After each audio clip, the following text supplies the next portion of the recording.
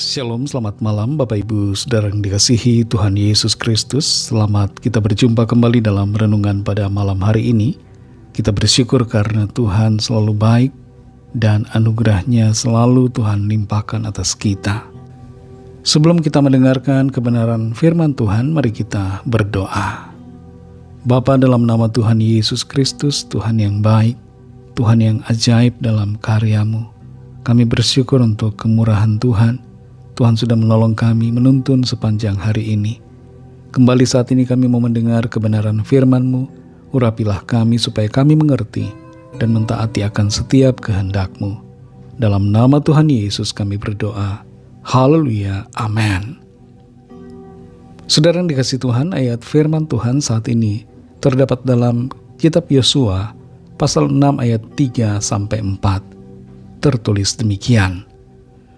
Haruslah kamu mengelilingi kota itu, yakni semua prajurit harus mengedari kota itu sekali saja. Demikianlah harus engkau perbuat 6 hari lamanya. Dan 7 orang imam harus membawa 7 sangkakala tanduk domba di depan tabut.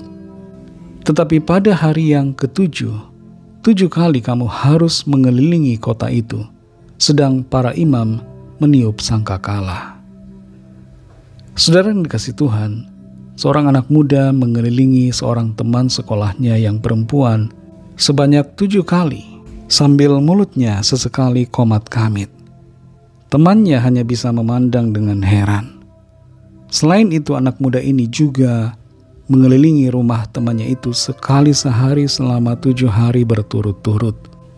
Tujuannya katanya adalah untuk menaklukkan hati perempuan yang ia puja, supaya jatuh cinta kepadanya.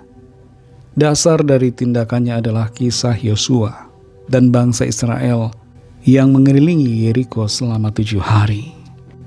Apa yang anak muda ini lakukan tentu tidaklah benar. Seringkali yang jadi masalah dalam kita menerima firman Tuhan adalah pikiran kita yang langsung menjadikan suatu cara yang tertulis dalam kisah di Alkitab menjadi doktrin dalam kehidupan kita pribadi. Sebenarnya yang kita perlu tanyakan adalah, apakah Tuhan menyuruh saya melakukan yang demikian atau tidak? Kita perhatikan Yosua 6 ayat 3-4 ini. Tuhan menyuruh Yosua agar para prajuritnya disuruhnya untuk mengelilingi kota Yeriko sekali setiap hari selama 6 hari. Dan di hari ke-7 mereka harus mengelilingi kota itu 7 kali. Dan para imam harus membawa 7 sangkakala tanduk domba di depan tabut. Yosua disuruh Tuhan mengelilingi tembok Yeriko. Dan ini perintah yang spesifik. Nah, masalahnya adalah kalau kita tidak disuruh Tuhan, mengapa kita harus berputar-putar mengelilingi sesuatu supaya menjadi milik kita? Ada orang yang berputar-putar mengelilingi mobil idamannya di showroom supaya suatu saat nanti menjadi miliknya. Cara yang demikian bukanlah yang harus dilakukan. Kita perlu mencari tahu apa kehendak Tuhan atas kita. Yosua memang disuruh Tuhan secara spesifik, tapi apa yang Tuhan suruh kita lakukan untuk dikerjakan secara spesifik tidaklah sama. Inti dari kisah Yosua adalah ketaatan kepada Tuhan, sekalipun perintahnya kelihatan tidak masuk akal dan tidak dapat dimengerti.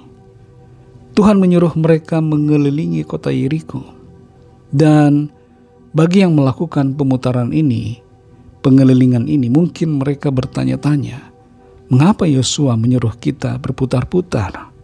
Apa Tuhan tidak salah ngomong? Apakah Yosua tidak salah dalam mendengar suara Tuhan? Mungkin ini adalah suara pikirannya sendiri. Dan bagi Yosua, ini adalah sebuah pertaruhan dari kepemimpinannya. Kalau sampai tidak terjadi apa-apa, maka yang ia dapatkan adalah rasa malu dan kehilangan kepercayaan dari bangsanya. Tapi di sini saudara letak kuncinya. Orang yang dekat dengan Tuhan pasti tahu dengan pasti apa kehendak Tuhan baginya. Orang yang bergaul dengan Tuhan pasti akan mengerti dan mendapatkan hikmat dari Tuhan tentang apa yang perlu dilakukan. Saudara yang dikasihi Tuhan, mendekatlah kepada Tuhan, bergaul dengan Tuhan setiap hari lewat firman-Nya, agar kita bisa mengerti kehendak Tuhan. Apa yang saat ini Tuhan sedang suruh untuk kita lakukan secara spesifik dalam situasi pergumulan ataupun keadaan kita saat ini. Mari minta hikmat Tuhan. Dan kalau sudah mendapatkan hikmat, pengertian, lakukanlah sesuai dengan kehendak Tuhan bagi kita. Roh Kudus akan menolong dan memampukan kita masing-masing untuk mengerti dan bertindak sesuai kemauan Tuhan. Mari kita berdoa. Terima kasih Tuhan Yesus, kami mengucap syukur untuk firman-Mu yang sudah kami dengar saat ini. Firman-Mu memberikan kami tuntunan, mengajarkan kami untuk kami bergaul dengan Tuhan, mencari tahu apa yang Tuhan mau kami lakukan. Tolong kami Roh Kudus, mampukan kami untuk bertindak sesuai dengan tuntunan firman-Mu, sehingga kami tidak melakukan segala sesuatu menurut hikmat kami sendiri, tapi sungguh-sungguh kami melakukan sesuai dengan kehendak-Mu ya Bapa. Berkati kami di sepanjang malam ini dalam istirahat kami. Lindungilah kami, sertai dengan kuat kuasa-Mu. Naungi kami dengan kasih-Mu. Kami berdoa bagi yang sakit, setiap pergumulan dan permohonan doa yang disampaikan. Lawatlah ya Tuhan. Ada kesembuhan saat ini. Ada pemulihan, ada pertolongan Tuhan. Ada mujizat Tuhan dinyatakan bagi setiap kami. Kami percaya, kami terima jawaban doa, dan kami bersyukur atas pertolongan Tuhan yang Tuhan nyatakan bagi kami. Berkati bangsa kami Indonesia dan juga semua bangsa di dunia ini. Berikanlah keamanan, kedamaian, dan kesejahteraan, dan lawatlah setiap orang dari segala bangsa, supaya mereka percaya kepadamu dan menerima anugerah keselamatan.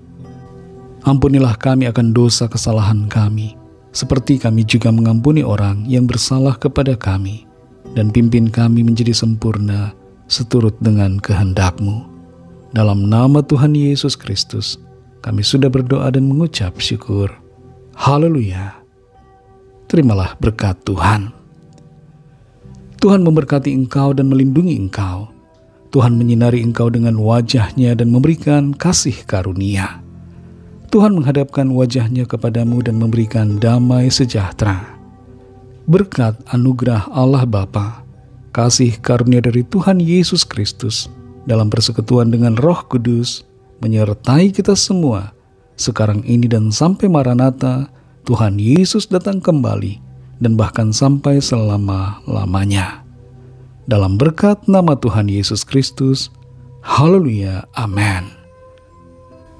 Puji Tuhan, saudara yang dikasihi Tuhan, saya percaya firman Tuhan menjadi berkat dan kekuatan buat saudara semua, dan Roh Kudus akan menolong saudara untuk lebih lagi memahami kebenaran firman Tuhan dan hidup selalu dalam kemenangan. Tuhan Yesus memberkati saudara semua. Sampai jumpa dalam renungan yang berikutnya. Haleluya.